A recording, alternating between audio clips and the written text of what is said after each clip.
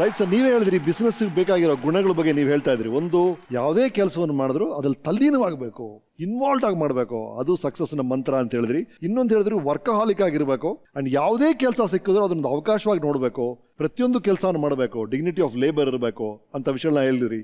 ಇನ್ ಬೇರೆ ಏನೇನ್ ಬೇಕಾಗುತ್ತೆ ಸರ್? ಒಬ್ಬ ಬಿಸ್ನೆಸ್ ಮನ್ ಆಗಬೇಕು, ತುಂಬಾ ಜನ ಬಿಸ್ನೆಸ್ ಸ್ಟಾರ್ಟ್ ಮಾಡಬೇಕು ಅಂತ ಆಸೆ ಪಡ್ತಾರೆ. ಏನೇನ್ ಗುಣಗಳು ಇರಬೇಕು ಅನ್ಸುತ್ತೆ ಒಬ್ಬ ಒಳ್ಳೆ ಬಿಸ್ನೆಸ್ ಮನ್ಗೆ? ನಾನು ಪ್ರಿಂಟಿಂಗ್ ಬಿಸ್ನೆಸ್ನಲ್ಲಿ ಇದ್ದಾಗೆ ಬಿಸ್ನೆಸ್ ಎಲ್ಲರೂ ನಾವು ಸುಖವಾಗಿದ್ದು, ಅಣ್ಣ ತಮ್ಮರ ತಂದೆ ಅಕ್ಕ ತಂಗಿಯವರೆಲ್ಲ ಕೂಡ ಏನು ದೇವ್ರು ಕಡಿಮೆ ಮಾಡಿದ್ದಿಲ್ಲ.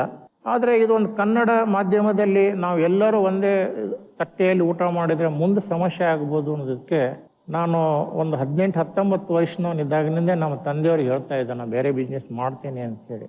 ಅನೇಕ ಬಿಸ್ನೆಸ್ ಮಾಡುವಂಥ ಪ್ಲ್ಯಾನ್ಗಳನ್ನು ಮಾಡಿದ್ವಿ.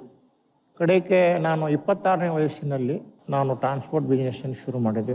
ಎಲ್ಲ ನಾನು ವರ್ಕಹಾಲಿಕ್ ಇರೋದ್ರಿಂದ ನಮ್ಮ ತಂದೆ ಎಲ್ಲ ಮಕ್ಕಳಕ್ಕಿಂತ ನನ್ನ ಮೇಲೆ ಹೆಚ್ಚು ಪ್ರೀತಿ ಇದ್ದರೂ ಕೂಡ ಆ ಹೆಚ್ಚು ಪ್ರೀತಿ ಇದ್ದದ್ದು ಏನು ಮಾಡ್ತಾ ಇದ್ರು, ಹೆಚ್ಚು ಕೆಲಸ ಹಚ್ತಿದ್ರು. ಒಂದು.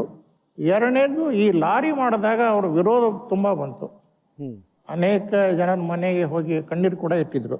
ಅವಾಗೆ ಅವ್ರ ಮಿತ್ರರೊಬ್ಬರಿದ್ದರು, ನನಗೆ ಕರೆದು, ನಾನು ಒಂದು ಲಾರಿಯಿಂದ ಗದಗ ಹುಬ್ಳಿ ಸ್ಟಾರ್ಟ್ ಮಾಡಿದಾಗ ಅವ್ರು ಕರೆದ್ರು.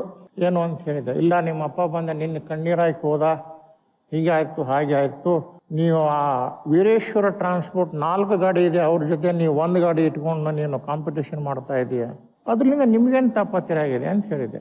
ನಿಮಗೇನು ಸಹಾಯ ಕೇಳಕ್ಕೆ ಬಂದಿಲ್ಲ, ಇದೇ ನೀ ಹೇಳೋದು ಉದ್ದಟತನ. ಅವರು 40 ವರ್ಷದಿಂದ ಇದ್ದಾರೆ, 4 ಲಾರಿ ಇದೆ, ಅವ್ರ ಎದುರೇ ನೀವು ಹೇಗೆ ನಿಲ್ಕೊಂತೀಯ ಅಂದೆ. ನಾ ಹೇಳಿದೆ ಅವರಿಗೆ, ನಾನು ಮರಣ ಹೊಂದೋಕ್ಕಿಂತ ಮೊದಲು ಒಂದು ದಿವಸ ಬಿಫೋರ್ 5 ಲಾರಿ ತಂದು ನಿಮ್ಮ ಅಂಗಡಿ ಮುಂದೆ ನಿಲ್ಲಿಸ್ತೀನಿ ಅಂತ ಹೇಳಿದೆ. ಅದೇ ನಿನಗೆ ಹೇಳೋದು ಉದ್ದಟತನ. ಈಗ 1 ಲಾರಿನೇ ನಡೀತಾ ಇಲ್ಲ, ಇನ್ನು 5 ಲಾರಿ ತೊಗೊಂಡ್ಬರ್ತೀಯ. ಈ ಥರ ಟೀಕೆಗಳು ಬರ್ತಾ ಇದ್ದವು. ಆದರೆ ನಾನು ಅದನ್ನು ಒಂದು ಟಾನಿಕ್ ಆಗಿ ತೊಗೊಂಡೆ, ಇವ್ರು ಮಾಡಿ ತೋರಿಸ್ಬೇಕು. ಇವತ್ತು ಯಾರೋ ನಿಮ್ಗೆ ಹೇಳ್ಬಿಡ್ತಾರೆ, ನೀವು you are unfit Ramesh, you cannot do anything, you are totally useless ಅಂತ ಹೇಳ್ಬಿಟ್ರಾಗ ನಿಮಗೊಂದು ಉತ್ಸಾಹ ಬರುತ್ತೆ. ಹೌದು, ತೋರಿಸ್ತಿದ್ರ ಅಂತ. ಈ ಥರ ಆಗಿ ನಮಗೆ ಟಾನಿಕ್ ಆಗಿ ಬಂತು. ಆದರೂ ನಾನು ಹುಬ್ಳಿಗೆ ಬಂದು ಒಂದು 600 ರೂಪಾಯಿ ಮನೆ ಬಾಡಿಗೆಯಲ್ಲಿ ಇದ್ದೆ. ನಾನು ಆ ಬಾಡಿಗೆ ಮನೆಯಲ್ಲಿದ್ದಾಗ ಒಂದು 15 ದಿವಸ ಬಿಟ್ಟು ನಾವು ಊರಿಗೂ ಇದ್ದೆ. ನಮ್ಮ ತಂದೆ ಬಂದು ಆ ನಮ್ಮ ಬಾಡಿಗೆ ಮನೆ ಮಾಲಕರ ಮನೆ ಕಡೆ ಹೋಗಿ 2 ಪೋಸ್ಟ್ ಕಾರ್ಡ್ ಕೊಟ್ಟರು, ಅಡ್ರೆಸ್ ಬರೆದು.